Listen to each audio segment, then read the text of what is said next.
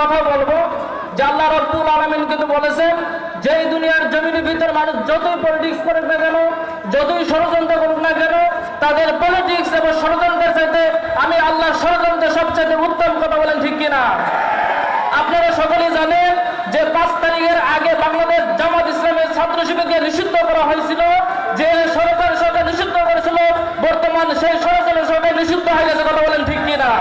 এই জন্য আমাদের উচিত এই বাংলার জমিনে জামাত ইসলামের ছাত্র শিবির এখন আছে, বর্তমান থাকবে এবং ভবিষ্যতে থাকবে ইনশাআল্লাহ। ঠিক কিনা? আল্লাহ তাআলা আমাদের সকলকে ইসলামের পথে আসার তৌফিক দান করে। আল্লাহুম্মা আমিন। এই কথা বলে আমার কথা এখানে শেষ করছি। আসসালামু আলাইকুম ওয়া রাহমাতুল্লাহ।